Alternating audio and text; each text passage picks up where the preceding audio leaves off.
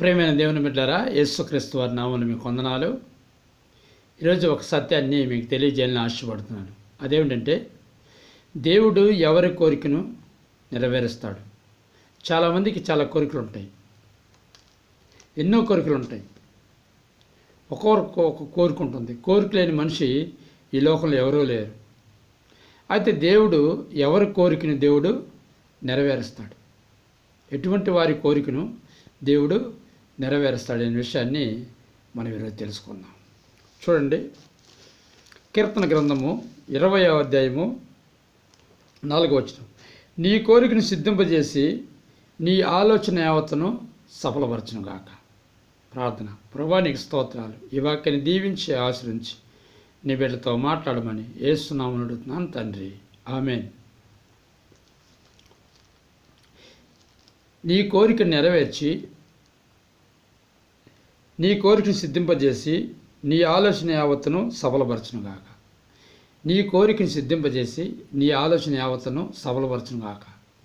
ప్రియ సహోదరుడా, సహోదరి, ఈ వాక్యం వింటున్న నీవు ఈరోజు దేవుడు నీ కోరికను ఎటువంటిదైనా సరే, ఎంత పెద్దదైనా సరే, ఎంత చిన్నదైనా సరే, నీ కోరికను దేవుడు నెరవేర్చాలని ఆశపడుతూ ఉన్నాడు. నీ కోరికను దేవుడు నెరవేర్చాలని ఆశపడుతూ ఉన్నాడు. ఇప్పటి వరకు నీ కోరిక నెరవేర్చకపోయి ఉండొచ్చు, నెరవేరకుండా ఉండొచ్చు. ఎన్నో ప్రయత్నాలు చేయొచ్చు, ఎంతో చేయొచ్చు, ఎన్నో రోజులు ప్రార్థన చేయొచ్చు, ఉపవాసం ప్రార్థన చేయొచ్చు, ఎన్నో ప్రయత్నాలు చేసి ఉండొచ్చు, ఎంతో ప్రయత్నం చేసి ఉండొచ్చు. అయినప్పటికీ నీ కోరిక నెరవేరక ఉండొచ్చు. అయితే దేవుడు అన్నాడు, ఈరోజు నేను నీ కోరికను నెరవేరుస్తాను. ఒకవేళ నీ కోరిక నెరవేరడానికి చెయ్యి దాటిపోయి ఉండొచ్చు, అయితే దేవుడు చెయ్యి దాటిపోలేదు. అయితే నీ కోరిక నెరవేరాలంటే ఎప్పుడు నెరవేరుతుంది నీ కోరిక? దేవుడు నీ కోరికను నెరవేర్చాలంటే ఎప్పుడు దేవుడు నీ కోరికను నెరవేరుస్తాడు అనేది తెలుసుకోవాలి. ఎలా ఉంటే నీ కోరికను దేవుడు నెరవేరుస్తాడు? ఎలా ఉంటే నీ కోరికను దేవుడు నెరవేరుస్తారు? ఎటువంటి వారి కోరికను నెరవేరుస్తాడు? అందరికీ కోరికలు ఉంటాయి, కానీ అందరి కోరికలు కూడా దేవుని దగ్గరికి వచ్చినప్పుడు అందరి కోరికలు నెరవేరట్లేదు. కొందరు కోరికలు నెరవేరుతున్నాయి, అందరి ఆలోచనలు నెరవేరట్లేదు, కొందరు ఆలోచనలు నెరవేరుతున్నాయి. అయితే కొందరికి ఎందుకు నెరవేరుతున్నాయి, కొందరికి ఎందుకు నెరవేరట్లేదు? దేవుడు పక్షపాత? దేవుని దృష్టిలో అందరూ సామాన్లే కదా, అందరూ దేవుని బిడ్డలే కదా.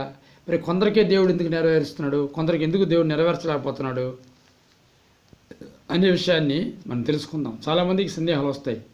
అయితే బైబిల్ను మనం చూసినట్లయితే కీర్తన గ్రంథము 140వ అధ్యాయము 145వ అధ్యాయం 145వ అధ్యాయము 19వ వచనం చూస్తే, తన యందు భయభక్తులు గల వారి కోరిక ఆయన నెరవేర్చును, వారి మొర ఆలకించి వారిని రక్షించును. చూసారండి, తన యందు భయభక్తులు గల వారి కోరిక మాత్రమే దేవుడు నెరవేరుస్తాడు. చర్చికి వచ్చిన అందరి కోరిక దేవుడు నెరవేర్చడు. ఎందుకంటే అందరికి భయభక్తులు ఉండవు. కొందరు చూద్దామని వస్తారు, కొందరు విందామని వస్తారు, కొందరు జ్ఞానం తెలుసుకుందని వస్తారు, కొందరు భయంతో భక్తితో వస్తారు, కొందరు పవిత్రతో వస్తారు. ఎవరైతే భయము భక్తి కలిగి చెడుతనాన్ని వదిలిపెట్టి దేవుళ్ళు పవిత్రంగా జీవిస్తూ దేవుడే సర్వస్వంగా అనుకుంటారో వారి కోరికను మాత్రం దేవుడు తప్పకుండా నెరవేరుస్తాడు. తప్పకుండా నెరవేరుస్తాడు. దేవుని యందు భయము కలిగి ఉండాలా, భక్తి కలిగి ఉండాలా. ఎవరైతే దేవుని యందు భయము భక్తి కలిగి ఉంటారో వారి కోరికను దేవుడు తప్పకుండా నెరవేరుస్తాడు. కొంతమందికి భయం ఉంటుంది, భక్తి ఉండదు. కొంతమందికి భక్తి ఉంటుంది, భయం ఉండదు. అర్థమవుతుందండి? కొంతమందికి భక్తి ఉంటుంది, భయం ఉండదు. కొంతమందికి భయం ఉంటుంది, భక్తి ఉండదు. కనుక ఒక బండికి 2 చక్రాలు ఎలాంటివో ఒక క్రైస్తవుడికి, క్రీస్తు బిడ్డకి భయము భక్తి అనేది 2 చక్రాలు లాంటివి. కనుక భయము కలిగి ఉండాలా, భక్తి కలిగి ఉండాలా. ఎవరైతే భయము భక్తి కలిగి ఉంటారు ఈ లోకంలో వారి కోరికను దేవుడు తప్పకుండా నెరవేరుస్తాడు. చాలామంది దేవుని మాట ప్రకారం జీవించకుండా, భయం భక్తి లేకుండా దేవుని సిందకు వచ్చి నా కోరిక దేవుడు నెరవేర్చట్లేదు అని చాలామంది బాధపడుతూ ఉంటారు, దేవునితో వ్యసన పడుతుంటారు. వాళ్ళు ఎన్నో ఉపవాస ప్రార్థనలు చేస్తుంటారు, ఎంతో పాటలు పాడుతుంటారు, కానుకలు ఇస్తుంటారు, ఎవడ మీటింగ్ ఆడ వెళ్తుంటారు, కానీ వాళ్ళు దేవుని యందు భయభక్తి కలిగి జీవించరు. అర్థమవుతుందండి. దేవుని యందు భయభక్తి కలిగి జీవించడం అంటే దేవుడు చెప్పిన మాట ప్రకారం జీవించడం. ఎవరైతే దేవుని చెప్పిన మాట ప్రకారం జీవిస్తారో వారి కోరికను దేవుడు తప్పకుండా తీరుస్తాడు. ఎటువంటి కోరికైనా సరే దేవుడు తప్పకుండా తీరుస్తాడు. కనుక నీ కోరికను దేవుడు తీర్చాలంటే నీవు దేవుని యందు భయం కలిగి ఉండాలి. ఎవరైతే భయము భక్తి కలిగి ఉంటారో వాళ్ళ కోరికను దేవుడు తప్పకుండా నెరవేరుస్తాడు. కనుక చాలా రోజుల నుంచి ఒకవేళ నీ కోరిక నెరవేరట్లేదంటే లోపం దేవుళ్ళే లేదు, నీలోనే ఉంది.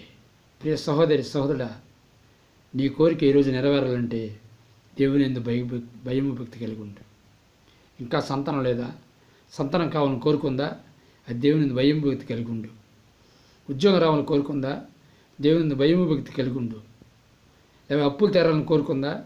దేవుని యందు భయము భక్తి కలిగి ఉండు. లేదా పంటలు బాగా పండాలని కోరుకుందా?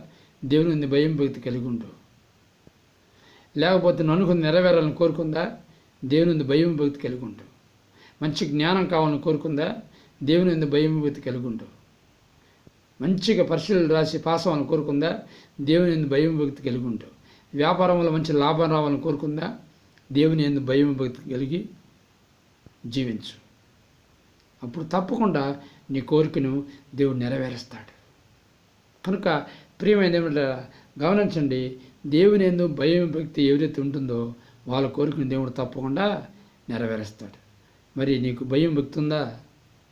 ఉంటే ఈరోజు నుంచి ప్రార్థన చేయి. ఈరోజు నుంచి దేవుని ప్రకారం జీవించు. తప్పకుండా నీ కోరిక నెరవేరుతుంది. నువ్వు బాధపడద్దు, దుఃఖపడద్దు, దిగులు పడద్దు. ఆయన నీ కోరికను తప్పకుండా నెరవేరుస్తాడు. మాట ఇచ్చిన దేవుడు నమ్మదగిన దేవుడు. అది గుర్తుపెట్టుకో. ప్రార్థన చేసుకుందాం.